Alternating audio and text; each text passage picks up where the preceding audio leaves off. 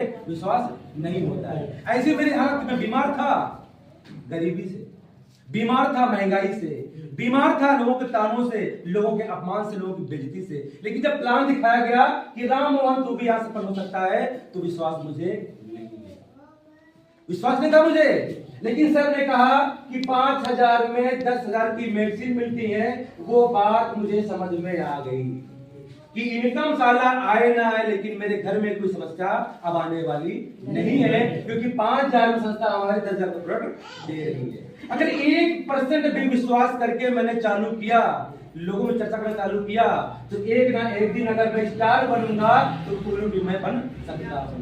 वो 1% चांस कि 5,000 रुपए लगा करके मार्केट में तो अमीर नहीं बना सकता, लेकिन वाईटीएम में चांस तो है, वाईटीएम में मौका तो है, वाईटीएम में संभावना तो है कि हर एक काम संभावना तो होता है।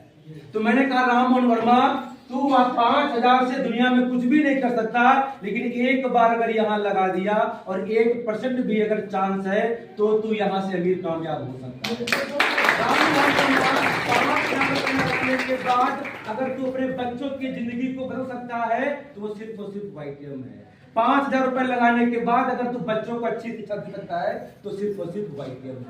राम मोहन वर्मा, अगर तू 5,000 में अपनी फैमिली को 4 धाम की यात्रा करवाता है, तो सिर्फ वाईटीएम है। राम मोहन वर्मा, अगर तू 5,000 में अपने सपनों को पूरा कर सकता है, देश दुनिया घूम सकता है, तो सिर्फ राम मोहन वर्मा 5,000 रुपए में अगर लोगों को नया जीवन दे सकता है, उनकी बीमारी खत्म कर सकता है, तो सिर्फ वाईटीएम है। राम मोहन वर्मा अगर एक बात यहाँ से अमीर बन गया, 3 पीढ़ियों को काम नहीं करना पड़ेगा, वो सिर्फ वाईटीएम है। तो इस तरह सपने को 1% मैंने मौका लिया, 1% का मैंने रिस्क लिया, और आज गर्व होता है कि 2 सालों के अंदर आज 1 लाख 2 लाख नहीं, 3 लाख से ऊपर की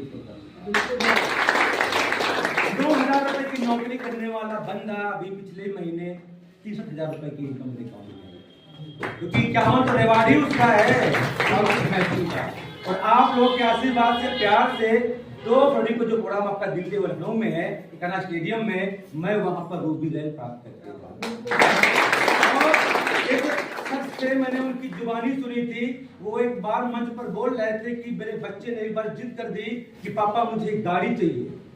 सरदार जी थे, बैंक में क्लर्क थे, तो एक मंच पे अपनी बातों को साझा कर रहे थे कि मेरे बच्चे ने एक बार जिद कर दी, पापा मुझे गाड़ी चाहिए।